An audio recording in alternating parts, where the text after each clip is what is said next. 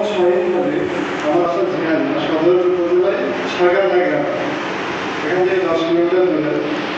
আমার লেখাপড়া এখানে সবাই মানে আমার কয়েকজন বাদে সবাই আমার সিনিয়র।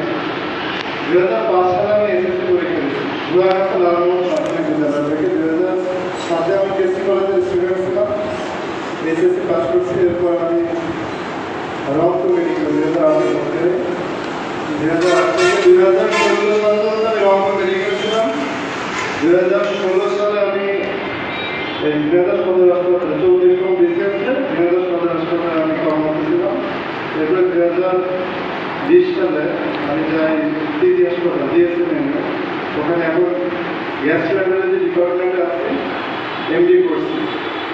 আমরা অনেক কথা বলতেছি। একটা সংগঠনের অবশ্যই মূল লক্ষ্য এবং উদ্দেশ্য আছে।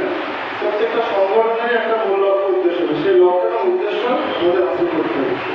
আমরা যেখানেই থাকি না কেন, আমার মনে হয় যে সবার মূল লক্ষ্য উদ্দেশ্য কি? মানুষের সেবা করতে হবে, মানুষের সেবা করতে হবে।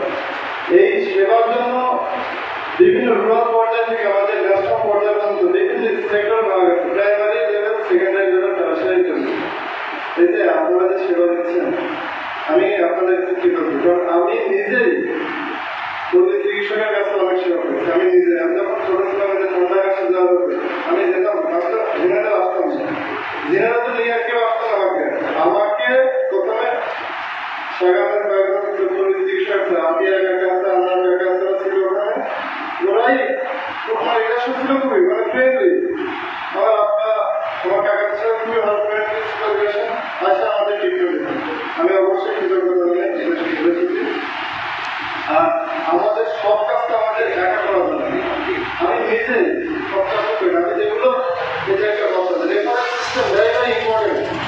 এই স্বাস্থ্যখাতে রেফারেন্স সিস্টেম আমি যেটা পারি, প্রথমে তো আমার কাছে আসবে। আমি যেটা পারি সেটা আমি ট্রিটমেন্ট দিলাম, আমি যেটা পারি না সেটা আমার হায়ার অথরিটি রেফার করবো।